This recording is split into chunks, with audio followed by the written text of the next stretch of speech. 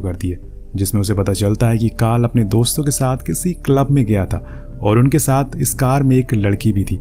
अब ये देखकर सैंड्रा का पूरा मूड ही चेंज हो जाता है, क्योंकि उसे शक था कि कहीं कार्ल उसे चीट तो नहीं कर रहा है। लेकिन तभी अचानक से कार्ल की वीडियो कॉल आ जाती है और उन्हें बताता है कि वो अब होटल पहुंच चुका है।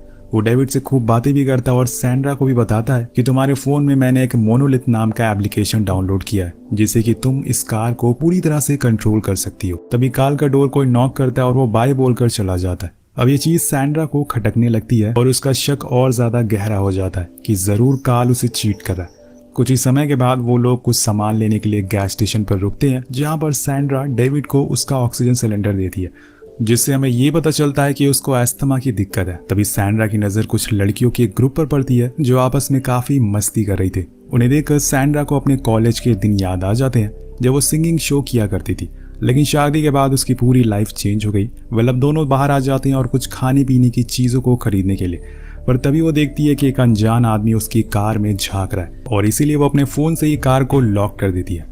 और इसके बाद वो फिर से अपने कामों में बिजी हो जाती है। लेकिन इतने में वो देखती है कि डेविड वहां नहीं है। अब उसे ना पाकर वो घबरा जाती है और इधर उधर ढूंढना शुरू कर देती है। पर जब वो बाहर जाकर देखती है तो डेविड उन लड़कियों के साथ मस्ती कर रहा था। पर यहाँ सैंड्रा उन्हें थैंक यू बोलने के बजाय उनके ऊपर ही चिल्लाना शुरू कर देती है, जिससे कि उनके साथ वाले लोग उसके ऊपर चढ़ना शुरू हो जाते हैं। वो लड़कियां कहती हैं कि तुम्हें खुद अपने बेटे पर ध्यान देना चाहिए था और तुम हम पर उल्टा चिल्ला रही हो। अब वो फौरन जाकर कार में बैठ जाती है और वॉल्ट मोड को ऑन कर देती है। और इसके बाद वो कुछ भी करें उसे कोई भी फर्क नहीं पड़ने वाला था, क्योंकि ये कार तो असल में इन्हीं सब कामों के लिए बनी है। वो चुपचाप वहां से बाहर आ जाती है और अपना मूड सही करने के लिए कुछ गाने प्ले करती है। फिर अपनी दोस्त जेसिका को कॉल करती है तो वो उसे बताती है कि वो इस समय LA आई हुई है अपने एक काम के लिए। लेकिन तभी उसके पीछे से एयरप्लेन की आवाज़ आती है, जिससे वो समझ जाती है कि ये शायद उसी होटल में ठहरी हुई है जहाँ पे एक कार ठहरा हुआ है। अब यहाँ वो ये भी नोटिस करती है कि उनके साथ कोई है, लेकिन वो उसका चेहरा नहीं दिखा रही है। इसलिए सैंड्रा उसे फोर्स करने लगती है कि तुम्हारे साथ कौन है, मुझे बताओ। पर वो उसे कुछ भी नहीं दिखाती है और तब जाकर वो उल्टा उस पर चिल्लाना शुरू कर देती है। लेकिन जेसिका जाते जाते कह देती है कि जो तुम्हारे हस्बैंड के साथ है वो तो मैं बिल्कुल भी नहीं हूँ, मतलब कोई तो ज़रूर उसके कार्ल के साथ है। अब ये सुनकर उसका गुस्सा और ज़्यादा ऊपर चढ़ जाता है। वो कार्ल को कॉल लगाती है, लेकिन जैसे कि होना था वो फ़ोन नहीं उठाता। तो वो फिर से जेसिका को कॉल लगाती है, लेकिन वो भी उसका कोई जवाब नहीं दे रही थी। उधर डेविड धीरे धीरे करके एक मार्बल को मुंह में डालने वाला था, लेकिन सही समय पर सैंड्रा उसे देख लेती है और उसे मार्बल को छीन लेती है, जिससे कि वो रोने लगता है। और वो उसके हाथ में वही फ़ोन दे देती है। ये वही फ़ोन था जिसमें कि कार का पूरा एक्सेस होता है। कुछ ही समय के बाद वो लोग अपनी डेस्टिनेशन पर यानी कि नानी के घर पर पहुंच जाते हैं। लेकिन यहाँ सैंड्रा के दिमाग में कुछ और ही चल रहा था। वो अब कार्ल को रंगे हाथों पकड़ना चाहती थी और इसीलिए वो अपनी कार को यूटर्न मारती है और रनिंग प्रोसेस मोड में डाल देती है और पूरी रफ्तार से भगाते हुए एली की ओर निकल जाती है। लेकिन यहाँ लिलिथ उसे बताती है कि थोड़ी दूर आगे एक्सीडेंट हुआ है, इसीलिए हमें थोड़ा और समय लगेगा क्योंकि हमें दूसरे रास्ते से जाना होगा। लेकिन यहाँ सैंड्रा का बीपी अब हाई हो चुका था और अब उसे किसी भी चीज की कोई फिक्र नहीं थी। वो बस कार को भगाई जा रही थी। उसे अब जितनी जल्दी हो सके वापस जाना था और इसीलिए वो लिलिथ से कहती है कि मुझे कोई शॉर्टकट बताओ।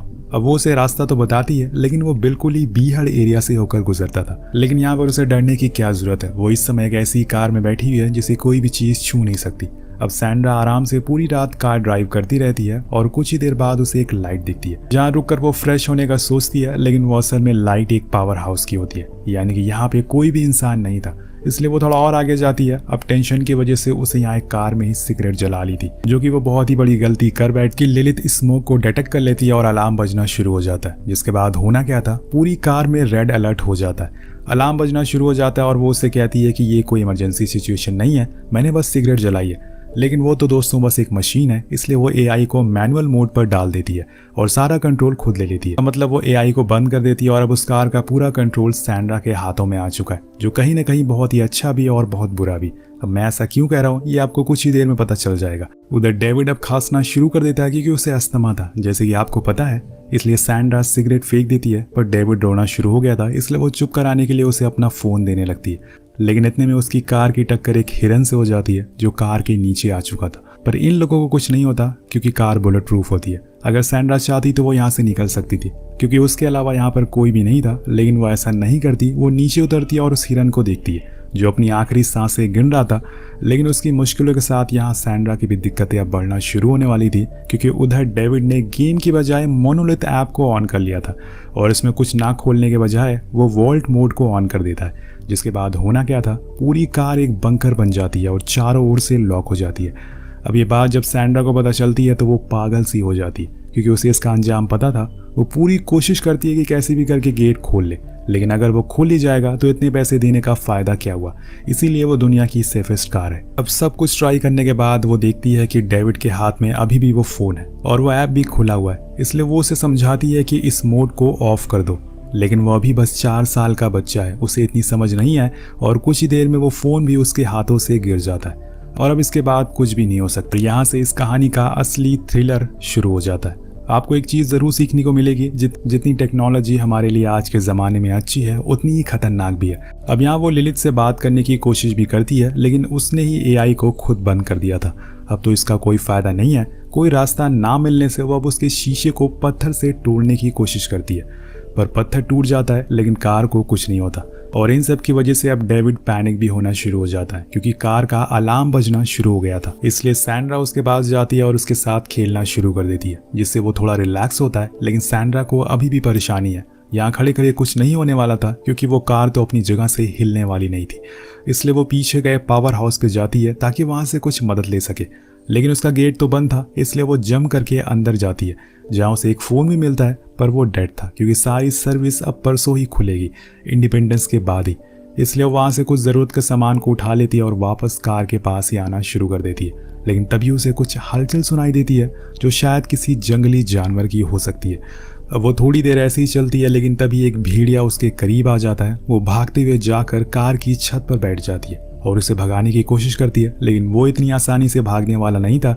इसलिए सैंड्रा एक बार फिर से कार के ऊपर हैमर से वार करती है, जिससे कि अलार्म बजना शुरू हो जाता है और वो उसे डर कर भाग जाता है। और इसी के चक्कर में डेविड भी पैनिक होना शुरू हो गया था, क्योंकि बार बार अलार्म बजने की वजह से वो डर रहा था और उसे सांस लेने में भी दिक्कत होने लगती है। इसलिए सैंड्रा फौरन नीचे उतरती है और उसके साथ खेलना शुरू कर देती है, जिससे कि वो धीरे धीरे करके सो जाता है। लेकिन उसे भी कैसे भी करके अपनी बेटी की जान बचानी है, क्योंकि वो नहीं चाहती कि उसकी गलती की वजह से उसके बेटे को कुछ हो जाए। वो फिर से छत पर चढ़ती है और शांत मन से सोचने लगती है, लेकिन यहाँ उसके दिमाग में अलग अलग किस्म के ख्याल आने शुरू हो जाते हैं। एक तरफ वो सोच रही थी कि उसे घबराने की ज़रूरत नहीं है, क्योंकि काल को अब पता चल ही गया होगा कि वो अभी तक ग्रैनी के घर नहीं पहुंची है, इसलिए वो उन्हें ढूंढने के लिए ज़रूर आएगा।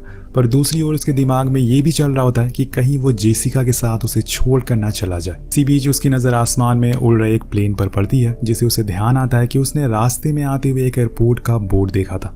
वहाँ तो पक्का उसे कोई मदद मिल जाएगी, जिससे कि वो यहाँ से निकल सकते हैं। और ये बात वो डेविड को बहुत ही खुशी खुशी बताती है। पर कुछ समय के बाद वो देखती है कि कार का गेट तो खुला हुआ है और वहाँ डेविड भी नहीं है। इसलिए वो फिर से पैनिक होना शुरू हो जाती है, लेकिन इतने में उसकी आंख खुलती है, क्योंकि अब सूरज की रोशनी उस पर पड़ रही थी और ये बस उसका एक सपना था। अब आँख खुलते ही वो अपने आसपास देखती है तो हैरान रह जाती है। असल में ये लोग एक चट्टान पर फंसे हुए थे, जहाँ से दूर दूर तक बस रेगिस्तान और कुछ खतरनाक बीहड़ इलाकों के अलावा कुछ नहीं था। वो सबसे पहले तो डेविड को चेक करती है, जो कि कार में ही था, लेकिन उसके शरीर से पसीने बह रहे थे, क्योंकि उसने एक वोलन का सूट पहना हुआ था। जिस जगह पे ये लोग, अब वहाँ का टेम्परेचर 40 डिग्री से ज़्यादा है। इसलिए सैंड्रा फौरन अपनी जैकेट उतार कर सनरूफ पर डाल देती है, जिससे कि धूप अंदर ना जाए। अब वो डेविड से खुद की सीट बेल्ट को खोलने को कहती है, लेकिन वो अभी भी बहुत छोटा है, इसलिए वो ये सब समझ नहीं पाता। उल्टा वो रोना शुरू कर देता है। लेकिन अब सैंड्रा को उसे छोड़कर एयरपोर्ट को ढूंढने के लिए जाना ही पड़ेगा, वरना उसका बेटा नहीं बचेगा।